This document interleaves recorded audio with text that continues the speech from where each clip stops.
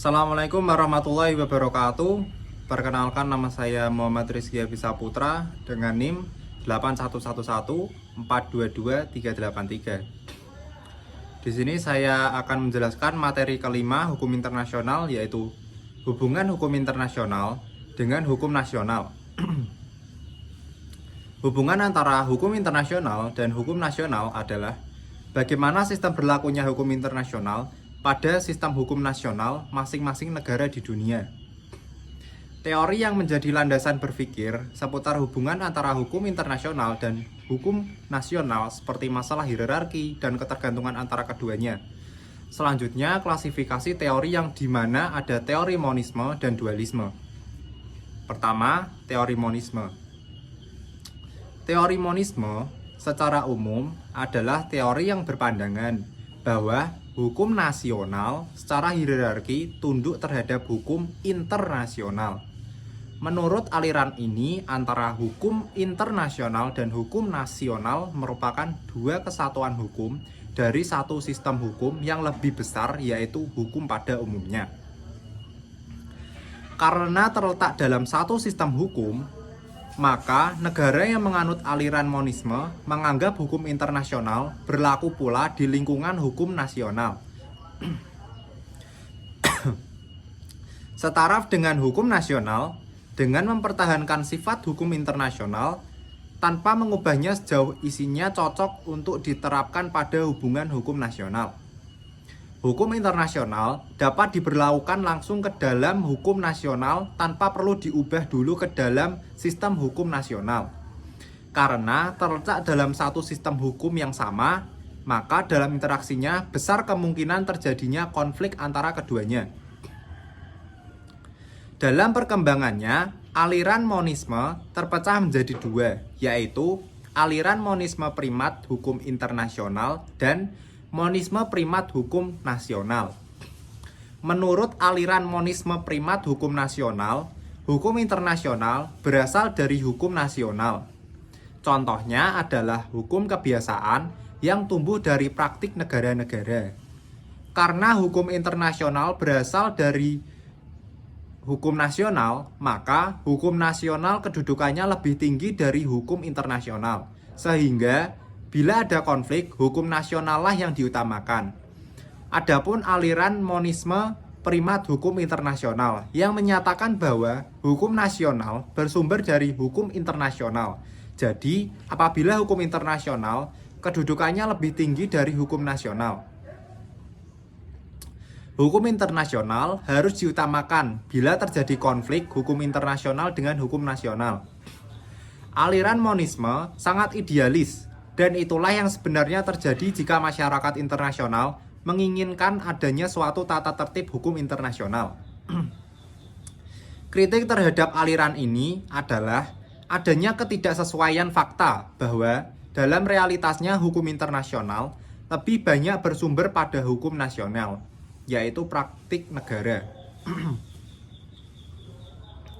Selanjutnya, teori dualisme. Teori dualisme secara umum adalah teori yang berpandangan bahwa hukum nasional dan hukum internasional adalah sejajar, sehingga hukum nasional tidak harus tunduk pada hukum internasional. Aliran ini mengemukakan bahwa antara hukum internasional dan hukum nasional adalah dua sistem hukum yang sangat berbeda. Perbedaan yang dimaksud adalah pada subjeknya. Subjek hukum internasional adalah negara-negara, sedangkan subjek hukum nasional adalah individu. Yang kedua, pada sumber hukumnya, hukum internasional bersumberkan pada kehendak bersama negara, sedangkan hukum nasional bersumberkan pada kehendak negara. Yang ketiga, hukum nasional memiliki integritas yang lebih sempurna dibanding dengan hukum internasional. Perbedaan antara hukum internasional dan hukum nasional menurut Anzilotti dapat ditarik dari dua prinsip yang fundamental. Hukum nasional mendasarkan diri pada prinsip bahwa aturan negara state legislation harus dipatuhi. Sedangkan hukum internasional mendasarkan bahwa perjanjian antar negara harus dihormati berdasarkan prinsip pacta sunt servanda. Karena antara hukum internasional dan hukum nasional merupakan dua sistem hukum yang berbeda, maka permasalahan yang muncul bukan masalah hierarki, mana yang harus diutamakan bila terjadi konflik antara keduanya, melainkan masalah transformasi. Hukum internasional hanya dapat diberlakukan setelah ditransformasikan dalam hukum nasional. Demikian halnya juga sebaliknya. Nah, hukum nasional di depan pengadilan internasional.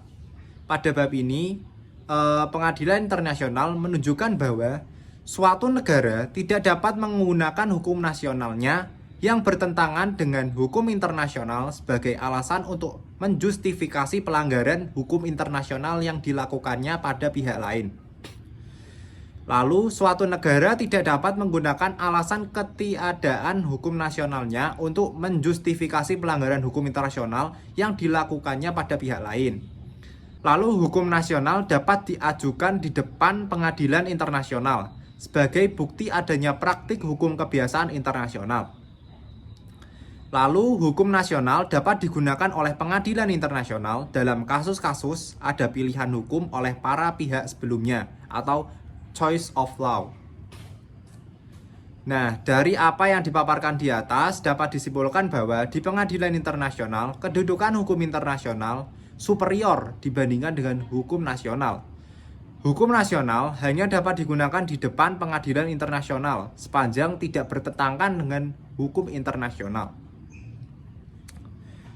Lalu bab selanjutnya itu hukum internasional di depan pengadilan internasional. Nah, status dan perlakuan terhadap hukum internasional berbeda-beda dalam praktik antara satu negara dengan yang lain. Mayoritas negara memiliki konstitusi tertulis atau dokumen sebagai ketentuan yang fundamental bagaimana hukum internasional di depan pengadilan nasional mereka. Dalam praktiknya ada dua doktrin yang banyak diikuti negara-negara, antara lain doktrin inkorporasi yang menyatakan bahwa hukum internasional akan berlaku otomatis menjadi bagian dari hukum nasional tanpa adopsi sebelumnya. Adopsi diperlukan hanya ketika ada kebijakan yang menentukan lain. Dengan demikian, perjanjian yang sudah ditandatangani atau diratifikasi akan mengikat pada warga negara setempat tanpa harus dibentuk hukum nasionalnya terlebih dahulu. Doktrin ini merupakan konsekuensi logis dari teori monisme yang menyatakan bahwa hukum internasional dan hukum nasional merupakan bagian dari satu sistem hukum yang lebih besar. Lalu doktrin transformasi atau Doctrine of Transformation yang menyatakan bahwa hukum internasional tidak menjadi hukum nasional kecuali atau sampai diimplementasikan dalam hukum nasional lebih dulu. Doktrin transformasi ini pada dasarnya merupakan konsekuensi logis dari teori dualisme yang memandang hukum internasional dan hukum nasional sebagai dua sistem hukum yang berbeda dan terpisah satu sama lain. Hukum internasional tidak dapat diterapkan di lingkungan hidup domestik kecuali jika sudah diratifikasikan dalam sistem. Lalu selanjutnya adalah hukum internasional dan hukum nasional saling mempengaruhi dan membutuhkan satu sama lain. Nah, dalam praktik sesungguhnya antara hukum internasional dan hukum nasional saling membutuhkan dan mempengaruhi satu sama lain. Lalu hukum internasional akan lebih efektif apabila telah ditransformasikan dalam hukum nasional. Kedua hukum internasional akan menjembatani ketika hukum nasional tidak dapat diterapkan di wilayah negara lain. Lalu ada hukum internasional akan mengharmonisasikan perbedaan-perbedaan dalam hukum nasional. Hukum internasional banyak tumbuh dari praktik hukum nasional negara-negara yang ada. Meskipun negara-negara punya prescription jurisdiction, kewenangan untuk membuat aturan perundang-undangan dalam hukum nasionalnya, namun dalam praktik negara tidak bisa membuat aturan perundang-undangan itu seenaknya sendiri tanpa melibatkan adanya pada aturan hukum internasional yang sudah ada. Nah, sekian dari paparan materi 5. Apabila ada kesalahan mohon dimaafkan. Assalamualaikum warahmatullahi wabarakatuh.